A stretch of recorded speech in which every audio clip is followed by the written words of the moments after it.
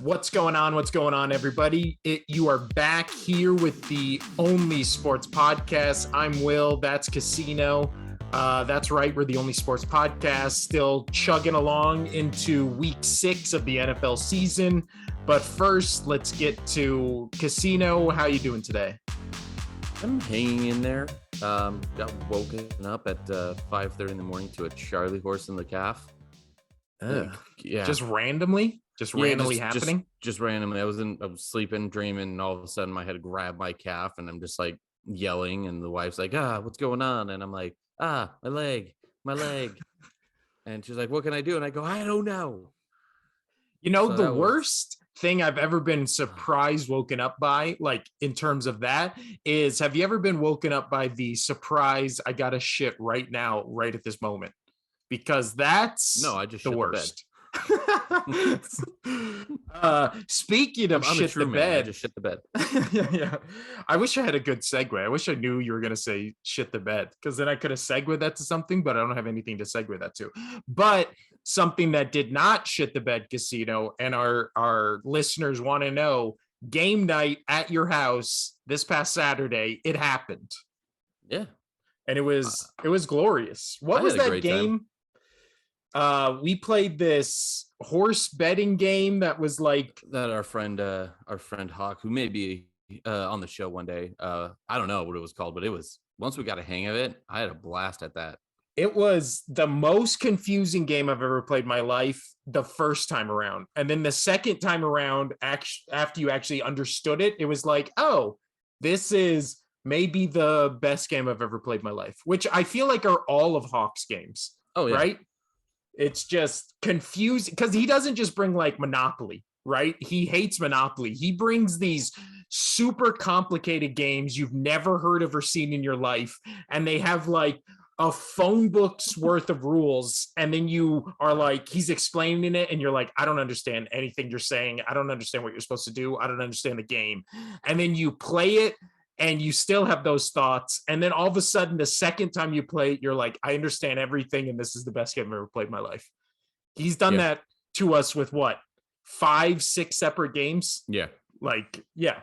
And I have bought 2 of the games that he has brought. And now I may buy this one because this was I might buy this one too. Yeah, I agree. So shout out to Hawk. We'll send him this clip. But Casino, I'll tell you what, this weekend was huge in the world of sports, and this week being so good makes up for this coming week, which has both in college and in the NFL, maybe some of the worst games of the year. I couldn't find one game going into week 7 of the NFL season that is actually looks like a good game. Maybe Chiefs 49ers, maybe, I don't know, but every other game is just like, this is going to be a rough week, especially with picks. I have no idea. Where I'm going on most. I'm ready for that. We'll be doing our picks next episode, but this episode, Casino, let's dive into this past weekend's game. I have already given you my 3 fucking Eagles Cowboys rants, so we'll save that. We'll go in order. But first, let's. This is the picture today we're taking for the podcast, right? Yeah, I was picking up the house today, so I've got bows everywhere. But speaking of, no, again, I don't have any segues today, Casino. First game of the week, we are talking about your Patriots and the Browns. Patriots win. Patriots win 38-15. Oh, I should bring up the picks. So once again, Casino is dominating the picks. 10 games last week. 10 games. Your picks that I will say were actually really good. You called the Falcons game. That was impressive. I knew that one. The secondary for the Niners was beat. And I will say this game, I feel like a lot of people, including myself, picked the Browns and expected the Browns to kind of run all over this Patriots team, but this Patriot team looks good. I don't know where they found an offensive coordinator, but apparently they did. They put up 38 points on the Browns. The Browns look. It's not Matt Patricia. I'm telling you that. He's got in one ear, he's got an actual offensive coordinator, and in the other ear, he's to the quarterback. So yeah, that's what's happening. I agree, but the main thing coming out of this game, Casino, and I have many Patriot fans in my life, and I've gotten 50%, 50%. Who do you want to have, Zappe or Mac Jones? I've had people say Zappe. I've had people say Mac Jones. Who are you picking and why? So this is going to be a little elongated. I'll try to keep it quick. I'm going to stick to Mac Jones. He has to perform though. So Mac Jones, he's not going to get a lot of time in my opinion, but I don't think there's a controversy here. He's going to get the start whenever he gets back. But he has to do what Zappe's been doing. He has to get rid of that ball quick. Zappe's got a really nice zippy zappy throw. He throws it really, really fast out of the pocket. And something that I do highly credit him, especially being a rookie quarterback, third stringer rookie quarterback, is he knows when to get rid of the ball. He protects it. Whenever the pocket's collapsing, he doesn't have anything. Instead of taking the 8-yard sack, he throws it out of bounds. So if Mac Jones can learn a little bit from that, I still rather Mac in there. But then going with Zappe, and this is my argument of why it scares me to keep him in there, is because he's playing great, but we have simplified the offense for him heavily, and playing better teams, a simplified offense isn't gonna win you games all the time. So that's my concern with that. So I would like to see Mac Jones get the start back, and he's not going to have for my pick. He's not going to have. He gets a game. He gets a game. He gets a game, maybe two, depending how well he does. Even if he gets an L, but he's got to get the ball out of his hands faster, especially when that pocket is collapsing. Well, and you were saying the first couple games of this season, like Mac Jones was just either A, holding on to the ball too long, B, not getting rid of the ball, or C, their offensive line just immediately improved, because you were talking about how he was just taking shot after shot after shot. And so look what's happening with Zappe. He's getting the ball out of his hands, and we're producing and we're staying on the field in offense. So yeah, that's my take on that. I would like Mac to continue playing, because I do think he is a great quarterback still. I mean, good. Like, he's not going to be Brady great, but he's definitely can win you games. But he's got to figure out a few of those things. And if he watches tape and sees that and how to get rid of the ball, then I think we're in a good spot. But we'll see. Over under 10 headlines that say return of the Mac when Mac Jones comes back. Over under 10. Under. There's 9. Ooh, okay.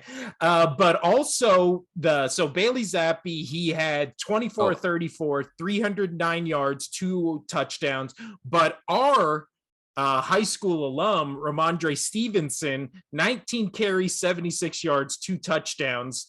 Oh boy. It is crazy. And my team's one of them. Your team's one of them. It is crazy how, like, I wouldn't say, because Zappe in this game wasn't mediocre, but I will say how much like mediocre quarterback play is going on around the league.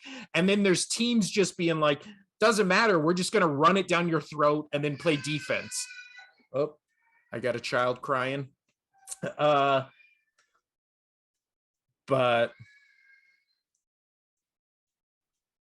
he'll be all right. It's when he gets quiet is when you got to worry. He's with his grandma. I'll cut that whole thing out. But what was I saying with the?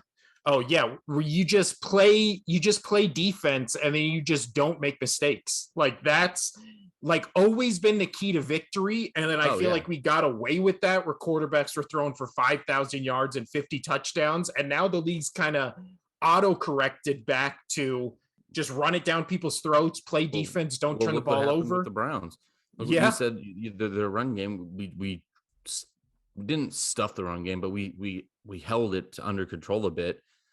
And who made all the mistakes in the game? The Browns. Yeah. So yeah. Man. I was happy with that pick. All right, let's move to the next. Next up, we have Jaguars and Colts. Colts win 34-27. They were playing in Indianapolis. I have two questions for this game, Casino. At the Colts at 3-2-1, are the Colts good? No.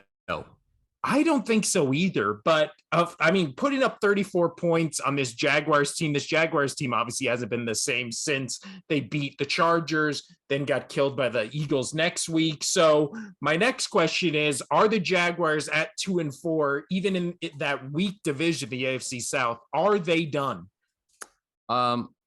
Yeah, it looks like it. I think I said last week. Here's my dog for those who are watching.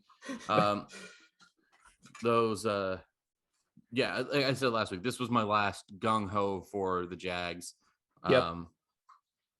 You can't, as the guy said, you can't put a string of bad games together. Well, there it is. They lost to the Colts, and the Colts aren't good. No, especially when they were missing. I mean, Taylor was still out, right, in that game? No, I didn't watch any of it. I didn't watch any of this either. I just watched the highlights. Yes, he was. He was gone. So, I mean, the fact that they still did that to you without him. I mean, but Matty Ice, I mean, you talked about it. Not looking too bad. I mean, 42 of 58, almost 400 yards with 3 TDs. But why is Matt Ryan throwing the ball almost 60 times? Like, that's insane. Because Taylor was out. Yeah. I do have to say, I really like the Colts weapons. I always see a crazy catch by Paris Campbell.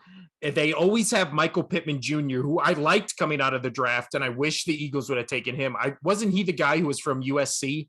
I believe he Pittman, just looked. I believe so, yeah.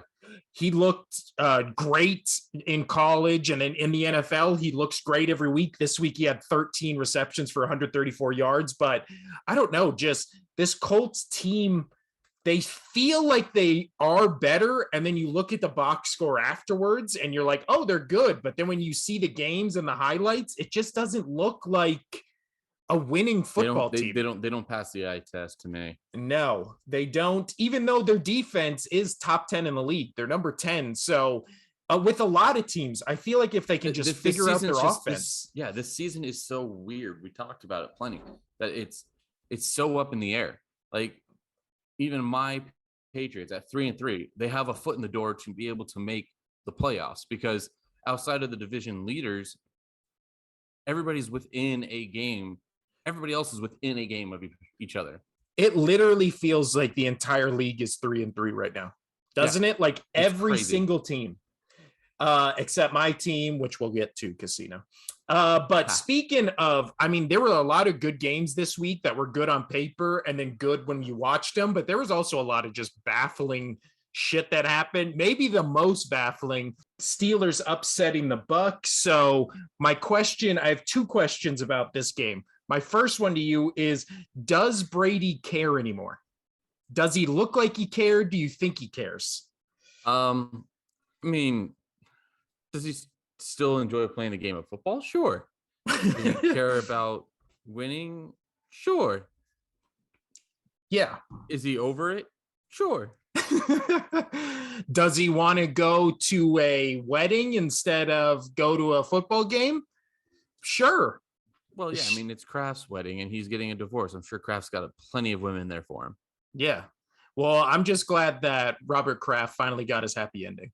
Yeah. You know what I'm saying? Just finally, Casino. But I mean, we talked about this before the podcast. This is my main question about that is, you're the owner of the New England Patriots and you have your wedding week 6 of the NFL season. That just seems so weird to me. Not me. Have it in the summer. Have it in February after the Super Bowl. You have literally February to September that you can plan a wedding. You plan it week 6. You're an NFL owner. I get your point. But that's the thing, is he's a rich white guy. He doesn't give a shit. Yeah. But speaking of rich white guys who maybe don't give a shit anymore, I mean, I don't know if Tom Brady doesn't give a shit anymore. It just feels like he doesn't give as much of a shit as he used to. Right. Because it's just, the losses don't bother him as much. He's got too much going on. Yeah. The team's fine. The team's just got to get in the damn end zone. That's it. Well, speaking of this season, they have 1 touchdown in 5 of the 6 games this season. And they're 3-3? Like, I feel like that's the crazier part is they only have 1 touchdown and they're 3-3 on the season. Like that just proves how good their defense is playing. Like, dear God. But yeah, the Bucks are 3-3. I mean, they're top of the NFC North, the NFC South. So everybody's saying sky is falling, including me with Tom Brady and all this stuff. But he's still number 1 in his division, despite an embarrassing loss to who I called the worst team in the league last week, which is the Pittsburgh Steelers, which I still think they're bad. I didn't see anything from the Steelers team that made me say they're not. I don't see any team worse though than the Panthers, but the Steelers.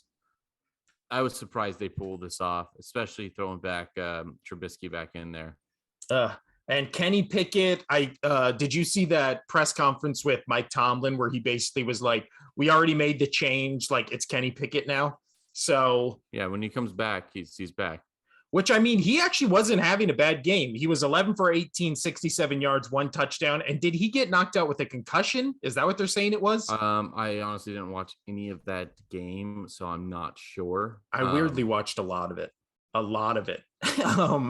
But Mitch Trubisky came in 9 for 12, 144 yards, 1 touchdown, which I feel like Tom Brady didn't have a bad game, 25 for 40, 243, 1 touchdown. So I don't know how they lost this game. Again, it just feels like Tom Brady in this game, which you've seen it when he was on the Patriots and he played those 2 Giants teams in the Super Bowl. When you get him uncomfortable to where he can't stand in the pocket and he's like dancing around, he just starts getting rid of the ball way too early. He was throwing this ball during this game just into the ground, just like you could tell he was like jittery and he just doesn't want to get hit because who the hell wants to get hit by nobody 300-pound man trying to rip your head off? But yeah, I don't know. That shocked both of us. Oh yeah. Anyway. This destroyed every bet I placed this weekend. I had the Bucks. Well, you're just doubling down to show our fans never to take your picks. So I think I'm going to do a segment on next episode where I give you the bets I'm putting in for this weekend, so you can do the exact opposite, and then you'll win a bunch of money. So it'll be just follow my picks. Yeah. Casino. Next up, we have and I lost my place right here. Next up, we have the Bengals at the Saints winning 30-26. Who did I pick for this one? Because I remember I was like, this one's close. I think I said this is a big game for Cincy and they had a win. Yeah, we both picked the Bengals, so we both got this one right. I just don't know what to make of this Saints team. They just seem hot and cold. Yeah. And but my question to you, Casino, is twofold for the Bengals. Are the Bengals back? And are they back in contention for AFC playoff, however far you think they're going to go? I think they're back into a sense of they're not going to get steamrolled by crappy teams. But are they Super Bowl contenders again this year? I don't think so. It's pretty much, I mean, we're still in agreement that is pretty much Chiefs or Bills, right? Like there's no path for any other AFC team. I mean, I'll be honest, there are a few teams that are interesting that do have me like, which is the Patriots, not being because they're my team. But for some reason they feel like they're going to keep getting better. Because this fits Belichick's thing where they are off at the beginning of the season and they get better. Yeah. Granted, they did have Tom Brady, but we'll see. Cincy also in there. I mean, they said I don't think they could be a contender, but like they could definitely turn some heads. I still don't know what to make about the Ravens right now. And I pretty much think everybody else and the Jets, I mean, they are 4-2, but I don't think they can sustain.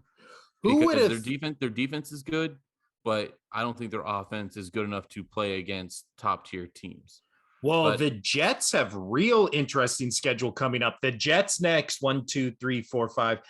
7 games. Okay. Listen to this fucking just murderer's row. Jets, Broncos, which we know Broncos are bad, but that Broncos defense is legit. Like they're a top 5 in the league. So you have Jets, Broncos, Patriots, Jets, Bills, Jets, Jets, Patriots again, Jets, Bears, Jets, Vikings, Jets, Bills. Like, so I'll take this as a contender for the AFC to rock the boat a bit. Whoever wins between the Patriots and the Jets both times, like I don't see it splitting. I honestly see one team being better than the other, especially since they play within 3 weeks, 2 games in 3 weeks. Yeah. So not much should change. That would be my other pick. That's could ruffle some feathers towards the end of the season. Well, that whole division is actually getting the whole AFC East is actually getting kind of interesting because the Patriots and Dolphins, though. Well, Tua comes back this week. Tua comes back this week. Is he going to be right? No, I don't think so. I think he's going to be afraid to get hit. I think they're going to take way heavy precautions, and they're going to have him get rid of the ball. They're going to create a scheme for him just to not have the ball in his hand at all times. Yeah. Interesting about your team is their points for this season are 143, points against only 113. So again, they're winning. I mean, they've won the past 2 weeks in blowout fashion, which I don't think anybody saw coming. So yeah, but then, I mean, we'll see. But I'm not trying to hype up my team too much, but I mean, it is interesting what they're doing with no offense and just a good defense, but they're putting up points, which is weird. Yeah.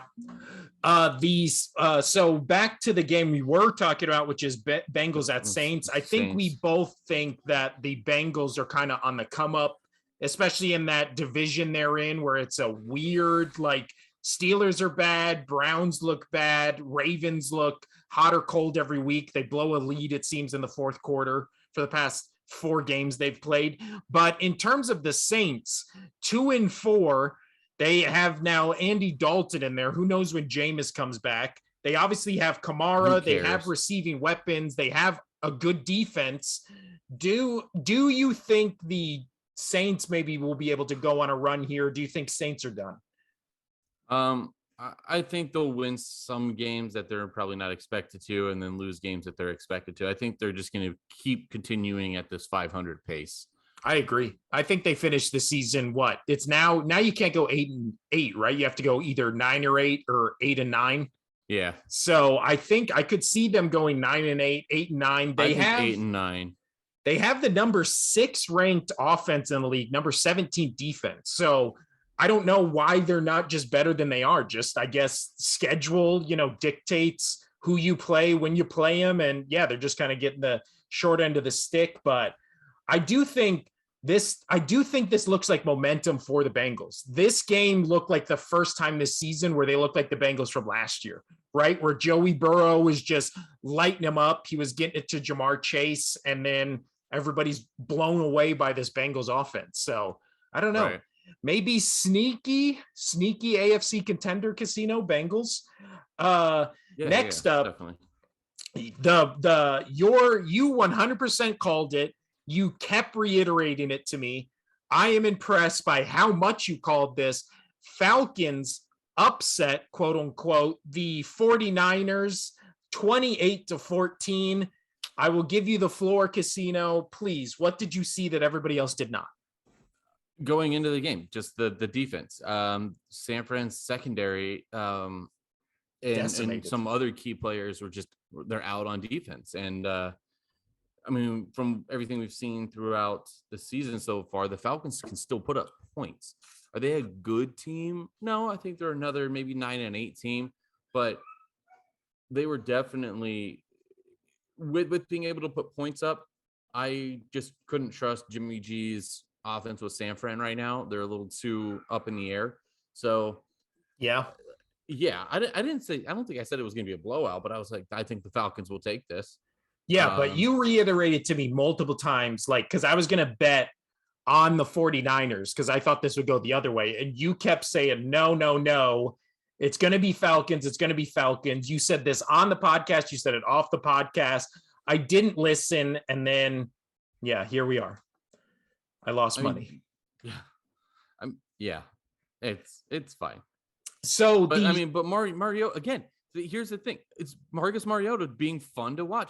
I mean, Jimmy G, he went 29 for 41, 2 touchdowns, 2 interceptions, but 300 yards. So I mean, not great of an outing, but I mean, but compared to Marcus Mariota, 13 for 14 for 2 touchdowns for 130 yards, like. She's hyped by Marcus Mariota. She understands. My kid understands Marcus. Let's go. Well, he also rushed for 50 yards on 6 attempts for a touchdown. And again, I wrote down in my notes right here, Falcons are fun to watch. This was a fun game. I like the Falcons. I like watching them play. I don't know how they're doing this because they're offense is 23rd in the league. Their defense is 27th in the league, and they're 3-3. Like, how, when you read off the Saints offense and defense, where they're in, middle of the pack with defense, top 5, top 6 in offense, and then you read the Falcons and Saints are 2-4, Falcons are 3-3. I don't understand it. The Falcons seem like they should be worse. The Saints feel like they should be better, but I have more faith in the Falcons than I do the Saints. Oh yeah, I don't know why the Falcons this year. I mean, they're doing all right. And Casino, that was fun. Last week, I feel like I focused on previous games and like the schedule, right? For some reason this week, I kept focusing on coaches. So this is one of 4 times I'm going to do this. What do you think Kyle Shanahan, the 49ers head coach, what do you think his NFL record is? He has coached, let me do the quick math on this one. He has coached, he has coached 87 games as a head coach in the NFL. How many of those do you think he's won out of 87? 52. Close. So Kyle Shanahan has a 42-45 record, which means he has lost 3 more games than he's won. He has a 4-2 playoff record, which brings his overall record to 46-47. Why do we hype up Kyle Shanahan so much as this like innovative genius who just, leads the 49ers to, he led him to the Super Bowl, obviously, but every other year he's had the 49ers, it's just like this, where they're just losing games and you're like, how the hell are the 49ers losing these type of games? Why do we hype up Kyle Shanahan so much when he is the definition of an average coach? He's 46-47. You can't get more average than that. You win as many games as you lose. Why do he could go 8-8 every season when they used to go 8-8? Like, why do we do this, Casino? Why? Because he went to a Super Bowl once? Yeah, pretty much. You get credit for that. But last thing on the Niners, then we'll move on to the next Rodgers. Game. Next game, or last thing on the 49ers to the Falcons. What is the issue with this 49ers team? Is it just that most of their players are injured? I think so. You think that when they start, or if they start getting back these players, do you think they're a real threat in the NFC? They will definitely be a team you can't look past. I mean, they're almost there right now. I don't know about legit contenders. I mean, yeah, I don't know. It's tough to put a finger on these guys. Now, they're too up in the air. Unless you're Robert Kraft and you paid for it, then you can put a finger on whoever. No, but the San Francisco 49ers, they have the number 1 defense in the league, which is surprising because they just gave up 4 touchdowns to the Falcons. But number 1 defense, number 20 or number 18th offense. So and they did it without Cordell Patterson. Yeah. Well, the Falcons did, right? Because that's their Yes. number one. That's what I'm saying. They put it up without Cordell Patterson for a touchdown. Again, we're Marcus Mariota believers. And I was sad that the Pats got rid of Cordell because he's a Swiss Army knife. He can do it all. Yeah. He's basically Deebo Samuel, but as a running back instead of a wide receiver. But I don't know. The Falcons, fun to watch. But next up, we have the Vikings beating the Dolphins 24-16, improving to 5-1. How the hell are the Vikings 5-1? Casino, because the Vikings? Your Eagles beat them. That's what I'm saying. So besides the Eagles, who are clear number one in the NFC, which we'll get to when we talk about that game, are the Vikings the best shot to make it to the Super Bowl right now out of the NFC? Out of the NFC? Yes. No. You know who my pick is. Who's your pick?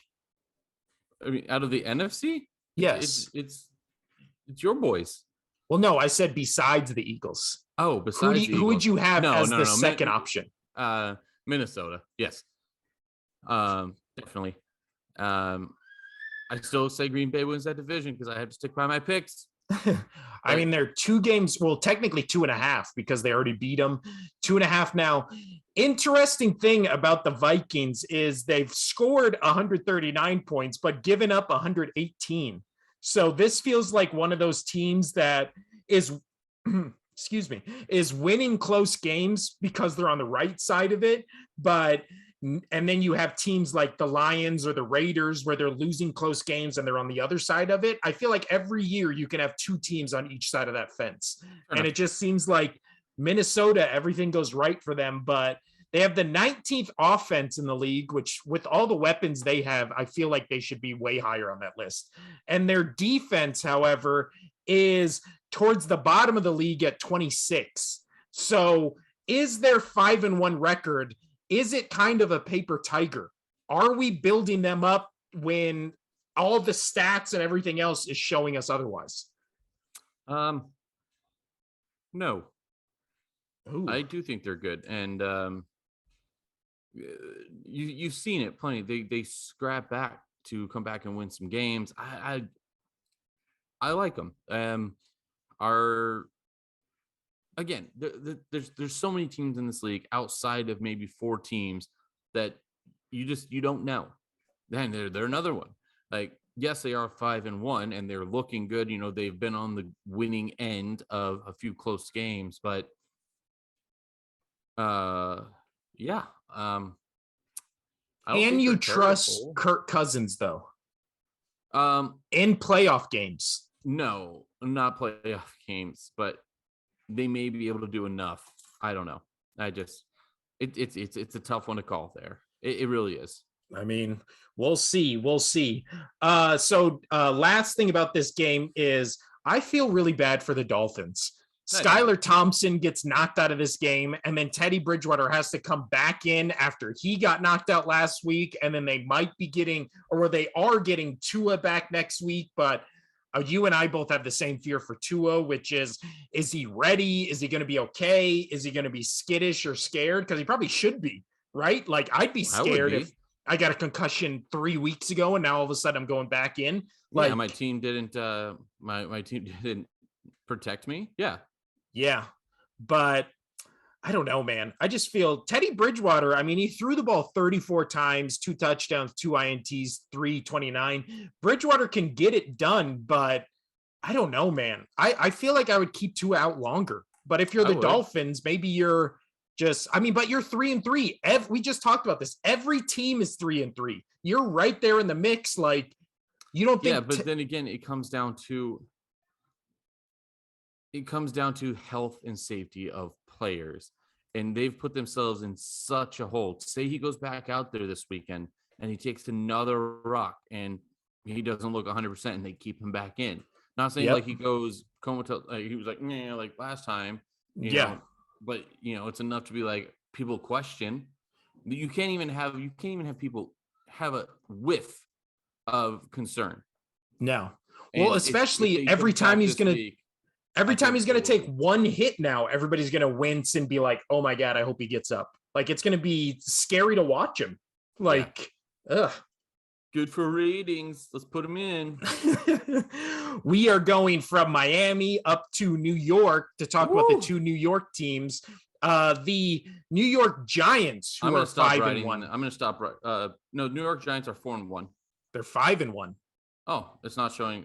For me, it's showing they're 4-1. We are in week 6, and they have not had a bye yet.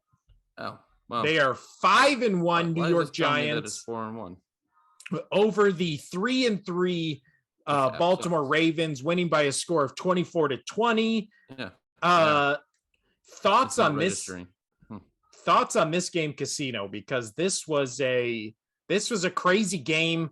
I feel like Lamar Jackson had 9 chances at the end of the game to win it, and this Giants defense just kept shutting them down. Like I'm giving up on predicting the Giants. I think they're legit.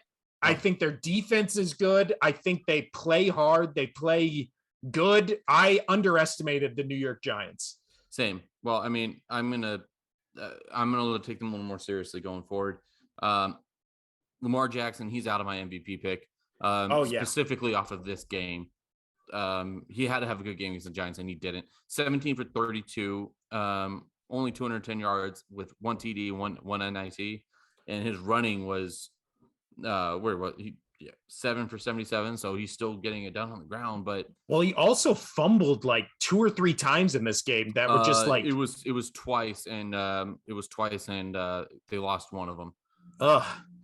But that one, that I believe those 2 were at the end of the game in the fourth quarter. And I don't know what happens with this Ravens team where they just collapse in the fourth, like not even the fourth quarter, like the last 7 minutes of the fourth quarter, they just implode and they're getting like stupid penalties on, I think it was a 3rd and inches or 4th and 1 or whatever. They like were in a wrong lineup, so then they got a penalty for that, and then he throws an interception like trying to make up for that play. It was just like a cluster, but they've had 5 of those games in a row where it's like they give up big leads, they do something dumb in the last couple minutes of the game. This doesn't feel like the Ravens. This feels not, especially the Ravens, which we all expected and how they started the year. And I don't know, something's not working. I think teams maybe just figuring out Lamar Jackson again on his schemes. And again, remember I had talked about like his throwing was, he's not a bad thrower anymore. He's gotten way better than what he was when he got into the league, but last night showed why he's not an elite pocket thrower. Yeah. Or not last, a few nights ago. Yeah. Sunday. Well, and then on offense, they're basically their whole offense is Mark Andrews, and then Kenyon Drake had a good showing this week too, but he only got 10 carries. So literally they had Lamar Jackson throwing 32 times in a game where they lost by 4. Like there doesn't seem to be any balance. And I don't know, man. Just the Ravens. I feel like the Ravens, we both were on the Lamar Jackson hype train where he's the MVP first, 3-4 weeks of the season. And now he's just had 2 abysmal games in a row. Like just bad. But the New York Giants, Casino, my question to you, if I can find where I wrote down the Giants, is no, that was it. That I literally asked both my questions. They're going to keep winning. They got the Jaguars next. Then they got Seahawks, then a bye, then the Texans, Lions. I like their schedule for them going up right now. Yeah. I mean, they could definitely come out with maybe 1 loss out of those next 4 games. And then now I'm scared to play them because we play, and we being the Eagles, play them. I believe the last 4 weeks of the season, we play them twice. So 5 weeks. You have them in 14 and 18. 14 and 18. There you go. But now let's switch over to the other New York team, which is the New York Jets beating the Green Bay Packers 27-10. Our motherfucker, we're his number 1 fan. He didn't really do shit this game. They're kind of winning in spite of him at this point. It feels like a Cooper Rush kind of situation. But the Jets defense, man, they are legit. And they were just I watched basically this whole game. they were just smacking Aaron Rodgers around. Quentin Williams had 2 sacks, a forced fumble, a blocked field goal, and 3 quarterback hits. And when I was watching the game, it felt like he literally affected every play. The Packers had no answer for him. Aaron Rodgers looked frustrated. After the game, I watched the Aaron Rodgers press conference. He's a tool. They were saying they're trying to do too much. Let's simplify it. Dude. Like, what the hell does that mean? You scored 10 points. Yeah. But Casino, I know every week you want to do an Aaron Rodgers rant, so please indulge us. Do you have one this week? Nothing more than I have already said plenty of times. Rodgers is going to blame everybody else except for himself. And he looked awful. Like, I mean, you're going to look at his stats. Okay, 26 for 41. Doesn't look great. 246 yards and mediocre. 1 touchdown. No INTs. But still, he is bad. Absolutely bad. Oh, and you want to talk about how much he was rushed? Aaron Rodgers had 9 attempts on the rushing for 19 yards because he had to scramble. Yeah. That Jets D line is no joke. They were blowing up that Packers offensive line. I loved all week after this because this is recording on Wednesday. So all my previous days at work, Monday, Sunday night, Monday, Tuesday, yada yada. People have been saying, oh man, are you shocked by that game? I'm like, no, I picked the Jets. Listen to my podcast. We both picked them. Yeah. And it's just, and they're like, whoa. First off, they're like, whoa, you got a podcast? I've never heard of those. What are those? I said, we got the only one. Check it out. And then second thing is Green Bay's trash. And that motherfucker, his team is loving him right now. I mean, they're inspired by the motherfucker. Yeah. And that's all I got to say. That's all I got to say on that. Well, and this whole thing with the Packers is they have the number 5th defense in the league. The Packers, ever since Matt LaFleur came into the league, another coach we're going to talk about right now, Casino, he has been the head coach of 55 Packer games. What do you think his record is? Oh, he's maybe won 21. Lucky 21. Out of 55? Yeah. He has a 42-13 record as the head coach of the Green Bay Packers. Okay, my bad. I was going the opposite way. I was thinking it's bad. He is 2-3 in the postseason, 44-16 overall as a head coach in the NFL.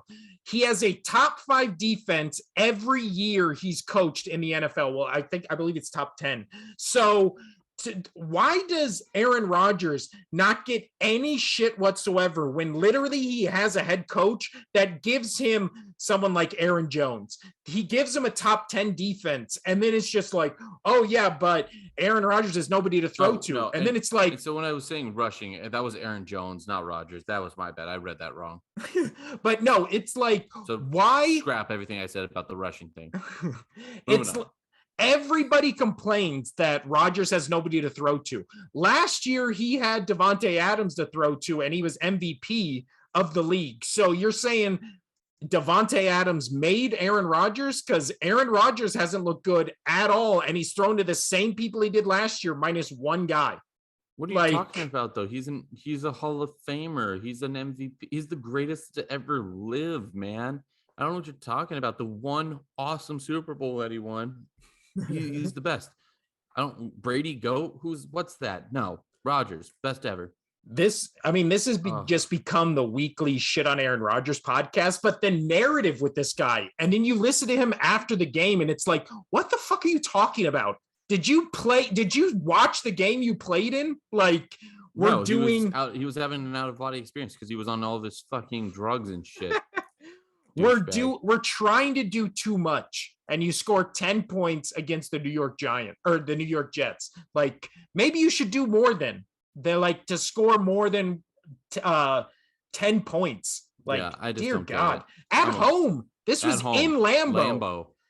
And then we had the afterwards with Sauce Gardner running around the field wearing the cheese hat. I thought that was great. That was funny. And then that made me really happy just because I can't stand the Packers. I mean, they're fans, fine. I'm not upset at their fans, but no, I've literally never met a Packers fan I don't like. Like, Same. It's not like they don't have obnoxious fan No. bases. It's everybody else who isn't a Packers fan that is annoying when they talk about the Packers. Because it's just like, oh yeah, Aaron Rodgers, best to ever do it. And you're just like, wait, why'd you say that so confidently? Like, what have you been watching that I have not? Casino. Anyway, let's get up and next we can up- talk about how much we hate him later. Next up, Super Bowl champion Los Angeles Rams beat the Carolina Panthers 24-10. Philip Walker, PJ Walker started at quarterback over an injured Baker Mayfield and did nothing. 10 for 16, 60 yards. No, 60 yards. 60 yards. And then Eason comes in. He went 3 for 5 for 59 yards. And then threw an INT. So an INT. But this still, game, I mean, it's trash. They're trash. This game was over in the third quarter. Like, the Panthers are done. It's shocking that the Rams, though, did not score more than 24 points. But don't, whatever. Well, and we saw who is the Panthers' new or interim head coach. It's Steve Wilks. This one, I won't make you guess, Casino, because I just have it right here. He was the Cardinals coach in 2018, his first head coaching job in the NFL. His record was 3-14. So not a good, I believe that was over the course of 2 seasons or 3-14. I don't know how there's one extra game in there, but in college, he was the head coach of Savannah State. He was 5-6.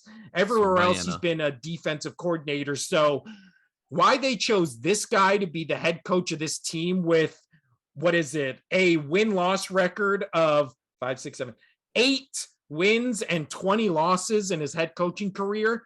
And then you get this where your quarterback throws for 60 yards. Like, they chose this guy of everybody on the roster.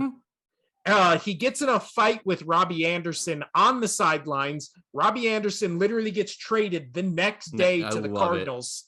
So I think we talked about this last week. Panthers unequivocally worst team in the league, right? By far. I think it's by a country mile now. Like, they're so now bad. that we're able to actually see some teams play. You know, we originally said the Giants, obviously 5-1, but no, the Carolina Panthers are just they have so much going on in that locker room.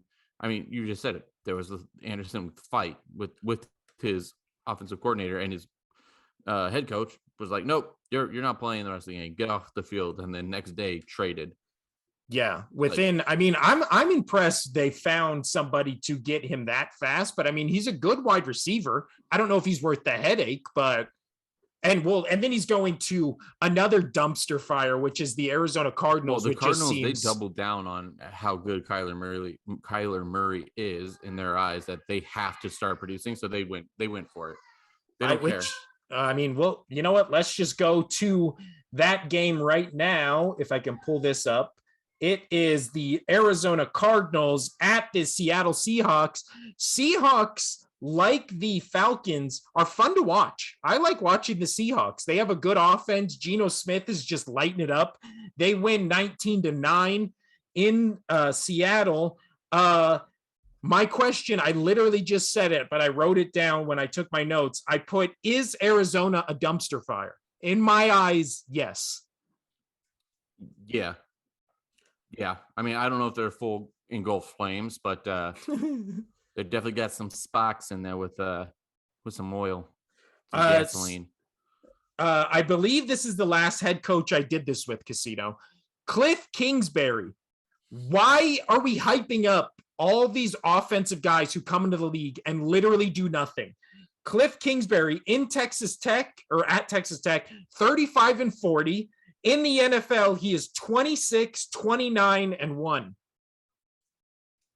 Why? Like, he's on the hot seat. He rightfully deserves to be with this squad you have in Arizona to be 2-4 and putting up 9 points against this Seattle Seahawks team. Like, what are we doing here? Kyler Murray was running for his life all day, 10 carries, 100 yards. didn't really do anything passing through an INT. And then luckily they get DeAndre Hopkins back next week. Also, Robbie Anderson gets added to this team. So if this offense doesn't start producing now, like when will it? When will it? Let's briefly talk here about Buffalo KC. It was exactly the game we expected it to be. It wasn't as high scoring as some people thought, but it was definitely a battle. These two teams wanted this win. It was so much fucking fun to watch. No, this was a really good game. We called it though. Buffalo's coming out on top, but at least, did you go Buffalo or KC? No, we both went Buffalo. But this was definitely a great game. There's really not much else to talk about outside of Allen looked good, Mahomes looked good. Well, this is also the game you get Von Miller for, right? Like this was the Von Miller game. Yeah, it was, and he definitely came out with Von Miller there. What was all of his stats here? He had 2 sacks, 4 tackles. Like he was a nightmare for the Chiefs. And he stops Mahomes on that last play where he flushes him out of the pocket and lets him, or basically makes him throw late, which leads to the INT. So, it came down to this. Buff. Sorry to cut you off, but Allen, no INTs. Kansas City, two INTs. It was who turned over the ball the most, and it was that. And also that Chris Jones got so lucky with that non-call for the tripping penalty or whatever. He literally stuck his entire leg out. I don't know. The ref was literally looking right at him. How that wasn't called, maybe just because they're in Kansas City. I don't know how that doesn't get called. Like that was the most egregious tripping penalty I've ever seen in my life. But do you think these two meet again in the playoffs with this same result? Oh yeah, 100%. This highly possible to be the AFC Championship game. Yeah, and I think it's the same outcome. I think Von Miller. I think it's going to be just like this. Yeah, we talked about the Buffalo Bills have the number 2 defense in the league. They didn't lose anybody. They added Von Miller specifically to beat Patrick Mahomes, and it worked. Like that's who beat Patrick Mahomes on the defense. He was in his face all day, smacking him around, and then he makes him hurry his last throw for an INT. So congrats to Von Miller. This is why you're in Buffalo. This is why Buffalo wanted you, and it paid off. Let's quickly talk Denver Chargers, and then we'll get back to yours, and I'll let you rant, and then we'll finish up quickly with actually, no, I'm going to fill in baseball before we get to your rant because you can end a rant without me here if you need to. Yeah. It's great. I'm excited. So Denver Chargers, kind of the outcome I expect. Did we pick for these two teams? I don't know if we got to it. We both picked Chargers. Okay, cool. And it's on the fact that I just don't trust Denver anymore. And it went to OT. It was a crappy game. I watched this entire game at my work, and this was a slog to get through. This was brutal. I looked up and I'm like, oh, the game's still going. Oh, I know. And then it went into OT, and you're like, I don't want to see this Broncos team in OT. Like, they keep going to overtime. This is like the second time this season they've gone to overtime, and it's like, who wants to watch more of this Broncos team? Like, dear Lord, I can't. The Broncos offense is 22nd in the league. They feel like the 32nd. When you're watching them, it feels like every yard is a struggle for them to get. But then you watch their defense, and they're just like, they contained Herbert that entire game. Herbert had a ridiculous, how many times did Herbert throw in this game? Because when they said it was, he threw 57 passes in this game, completed 37 of them, but only for 238. He was dinking and dunking this whole game, and that's because the Broncos weren't giving up anything. Nothing big to them.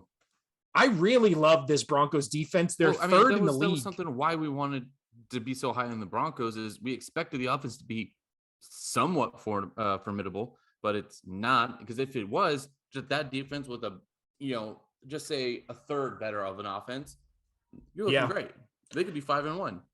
Dude, if the Denver offense was ranked 14th in the league, if they look like the Colts offense, this is what we're saying. If they look like the Colts offense, which doesn't look good, they would be 5-1, 4-2 right now. Like this offense, man, this Broncos team. But don't worry, Casino. We only got like 3 more Broncos primetime games this season because the NFL hates us. They'll change it. They'll change it up. I guarantee. God, I hope they do. Let me touch here on MLB just a little bit because I want you to do your chart. I want your rant. So you were right though. I was wrong. It was best of 5 last series. Phillies coming out on top of Atlanta. You're welcome. Houston just throttling Seattle. They won the last game 1-0, but it was what it was. So they swept them 3-0. I really thought the Guardians, they were my sneaky pick, if you remember, to beat the Yankees, and they barely didn't come through. But everybody's probably outside of the LA area, San Diego. Everybody's really happy with that one. And then so moving on from there, the next day, the Yankees made it 2-2 in the series. Then the game was postponed Monday night, which sucked because I wanted to watch that than that trash of a football game. Yeah, I agree. And then so something that you don't see that often is game 5 or the last of the divisional playoff, and then you have then you have a CS playoff. Yankees ended up taking over Cleveland, winning at home, and then you have the Phillies, Philadelphia Phillies here winning last night against the San Diego Padres. How stoked are you, my friend? I am very stoked. I watched that game. It's a good game. The Phillies match up really good against the Padres, and I thought they would have got blown out of the water by the Dodgers. But I just feel like this Phillies team, I think they're going to win the NLCS. I really think they're going to the World Series. Do you think they have a shot to beat the Yankees? Because, I mean, no. Or do you think the Yankees or Houston are coming out first off? I honestly think that it's going to be the Astros again. I just don't. So. I know that's so gross for me to say because I hate the cheating Astros, but I don't want New York to win. I only wanted the Dodgers to progress because I thought they were the only team that could beat the Yankees. Yeah, but that's what it comes down to, right? Which is a biased fan. But that's what it comes down to in the NLCS and the ALCS. I really don't think it matters on the NLCS side because I don't think Padres or Phillies beat either the Yankees or the Astros. But I think it's Astros by a mile. I don't think they sweep the Yankees. Maybe the Yankees win 1, but I think just how dominantly they handled basically the season and the playoffs so far. I don't think the Yankees have enough pitching. I don't think they have enough firepower. There was a weird little controversy where they're having Aaron Judge be like the leadoff hitter, which doesn't make any sense whatsoever. So why would you not put him 4th or 5th in the lineup where he can potentially, knock in 3 or 4 runners, or I'm sorry, like 2 or 3 runners. But yeah, I don't know, man. This Yankees team, it just doesn't feel as good as as good as their standing is. I think it's Astros all day. I'm going Astro Phillies. I really think that's the World Series. And I really hope so. I'd take Astros in probably 5. I think rooting. I think you're right. The AL right now with the Dodgers being out is just too strong for the NL. Yeah. So. And we're only touching on it because we're running out of time, but it's really shocking to me. And I feel like a lot of baseball fans that the Dodgers lost to not only the Padres, but just lost in the divisional round. That's crazy, man. And we could talk a little bit about hockey next week. Mostly my picks are going good. Outside of in the East, the Maple Leafs and Lightning are not doing so hot. Maple Leafs losing to one of the worst teams, I think, in the league going to be this year, being the Arizona Coyotes. Lightning, they have 1 win, 3 losses, which blowing my mind. Yeah. Did they lose to the Flyers last night? Lightning, no, they ended up. No, they did lose. Yeah. No, their only win is against the Blue Jackets. But the Canes are looking the strongest out of the Metropolitan. And then there's been a great battle so far in the Pacific, which I said is going to probably be the strongest out of the West. The Flames, Kings, the Kraken are up there because the Oilers have slipped a couple, but they have only played 3 games. But yeah, really fun to watch. Okay, let's get to it. I want to hear before we do that, Casino. Let me just talk about NBA last night, opening season. Go for it. Or opening night NBA. I watched both these games. The Warriors, I really think they might repeat as champions. They look better than they did last year. And this Lakers team, dear God, it looks worse. The Warriors looked. What's your pick for the finals? I'm going to say Warriors. I may even say Sixers. Well, we'll do our NBA season prediction on our next episode. Perfect. But let's do that. I think out of the West, I really think it's the Warriors. Out of the East, I honestly don't know. I feel like the East is more of a up in the air. I would have picked the Sixers had I not watched last night. Them just get wiped off the floor by a Celtics team that has nothing but crazy shit happening. 35 for Tatum and 35 for Brown. And it was really funny that they wanted to get rid of Brown, that he was on the chopping block. Wife's going to get here. So I can't wait to watch this podcast myself because I can't wait for this Philly. Go Eagles. Go Birds. Go Birds. Fly Eagles fly. EAGLES. Eagles. Let's go. All right. See you, Casino. So the last game.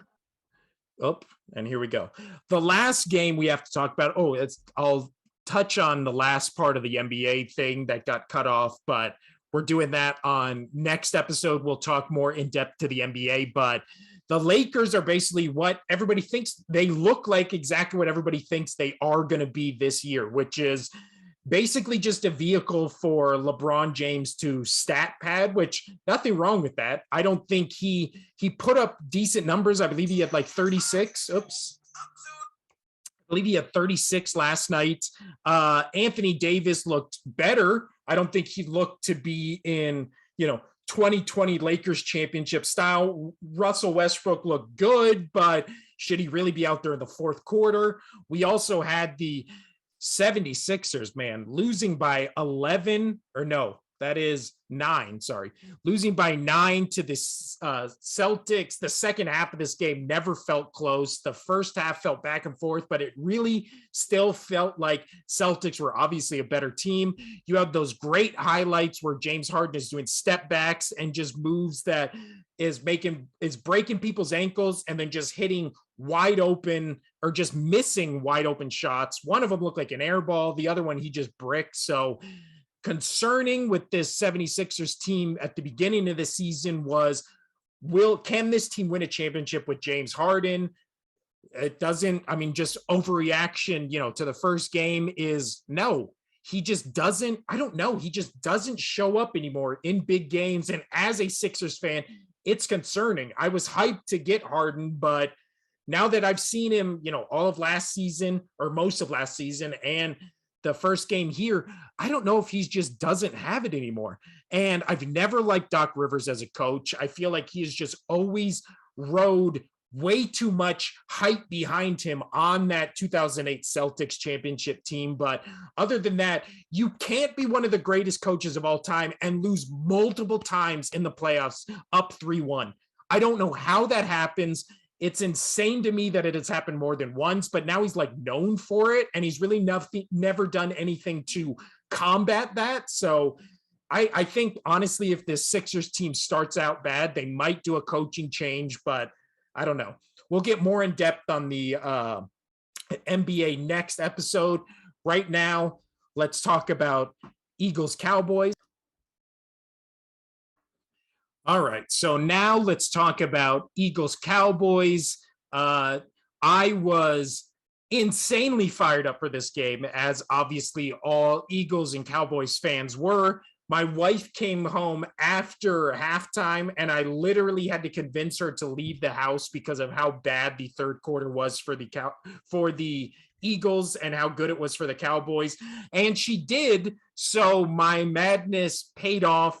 It was not as serious as it sounds. We were making a joke of it, but you can't argue with the method because that third quarter was the worst quarter of football I've seen the Eagles play all season. But the narrative going into this game, this is what annoys me so much about the media. And when I say like the sports media, and when I say sports media, I mostly mean like talking heads on ESPN and on FS1, which is, and then, a bunch of other little, sports shows on YouTube and stuff like that. I say little, like they're not way huger than us, but you get what I'm saying. It is, the narrative going into this game was this Cowboys defense, best defense in the league, best defense in the league. The Eagles have never played a defense like this, never played a defense like this. And that was the talk going all into that game, right? Which we've talked about multiple weeks in a row, where Dallas has never had the number one defense in really any statistical category.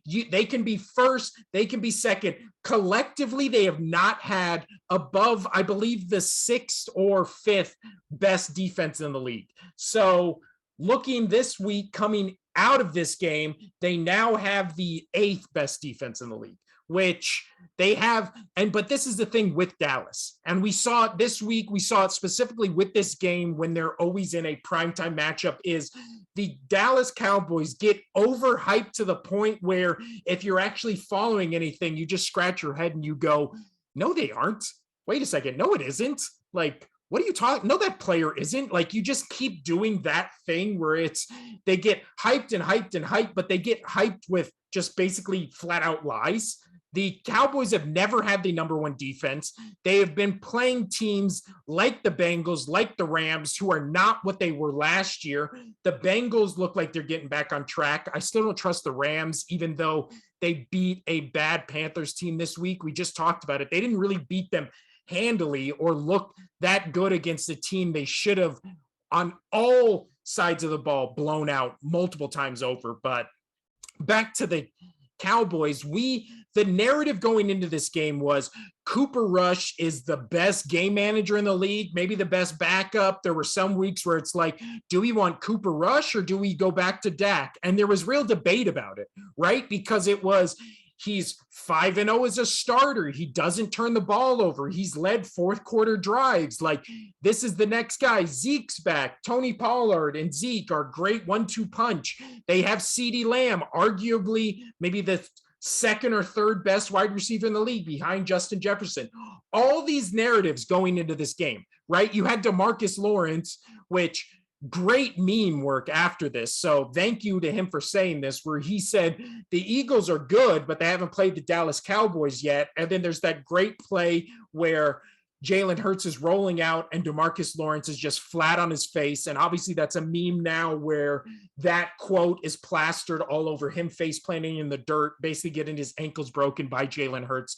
So the narrative going into this game the entire time was the Cowboys, oh man, here come the Cowboys, here come the Cowboys. The Eagles haven't played a team like this Cowboys team. And then it was like, we had Bradley Cooper doing like a voiceover in front of the Sunday Night Football game saying, Philly, the Eagles aren't used to being this good. And then it's like, you realize ever since in my lifetime, I was born in 1990. Okay. The Cowboys won their last Super Bowl when I was 4 years old. Okay. Every other metric in terms of who has been better since I've been born has been the Eagles. The Eagles have gone to 5 NFC championship games, or I believe 6, and won a Super Bowl in my lifetime. They've also had 20 winning seasons out of 32, and the Cowboys have only had like 16. Right now, you have to go all the way back. I'm 32 now. You have to go all the way back to when I was 4 years old to the last playoff game they won, or I believe last year or the year before, Dak finally won like a wild card playoff game or something like that. But it was the this narrative that like the Eagles are finally good, like, but here come the Cowboys, clear kings of this division. Like, it's like 2 of the Cowboys Super Bowls were won 25, almost 30 years before I was born. So I don't even count those, right? Like, you can't count those. In my lifetime, I was 4 years old and they won 3 with, the Aikman and Irvin and Emmitt Smith and Jimmy Johnson, you can't take anything away from those teams. Those are arguably some of the greatest teams that ever have been assembled in NFL history, right? You can certainly put them up in the conversation for one of those teams being the best NFL team ever. I'm not disputing that. The Cowboys have been great in the past, but again, that was 1994, okay? We're 2022. The Eagles have been the dominant team in this division, tied second, or no, they've been the second most dominant team, the first being the Giants. And I only put Giants at number one because they won 2 Super Bowls compared to the Eagles 1, right? The Giants beat the Patriots 2 times. So they're clearly the best team since the 2000s, right? They also got to that Super Bowl against the Ravens where they just met an all-time great defense and lost. So it has been Eagles, Giants going back and forth as best team in this division for 22 years at this point. The Cowboys have always just kind of either been shit or just been right on the cusp of like a fledgling playoff team, right? So this narrative that we're going into this game like Cowboys are number one, it's like for what? Since when? Since 20 years ago, 25 years ago? Like since then, they haven't done anything. Tony Romo is allotted as like, oh man, great quarterback. And it's just like, he did nothing in this league. He did nothing. He had a couple good games on Thanksgiving and he fumbled a snap in Seattle. Like, what are we talking about here? So this is leading into this game, which is the Eagles were a better offense coming into this game and a better defense coming into this game. But the narrative was Cowboys' best defense in the league. Like, they're not better than this defense. Oh, we don't need Dak Prescott. We have Cooper Rush. He might take the job from Dak Prescott. He's a great game manager. He never turns the ball over. In this game, Cooper Rush, 18 for 38, 181, 1 touchdown, 3 interceptions. And I don't know if you watched this game or not, because if you did, this was a dominating performance. The first half of this game, the third quarter, the Eagles just came out. I don't know if they came out lethargic. They thought they already had the game won. This is a concerning thing with the Eagles so far in this season, which is they always come out of halftime flat, but they always dominate in the second quarter. They put up 20 points to the Cowboys 3 in the third quarter in this game. Or in the second quarter in this game, they come out of halftime.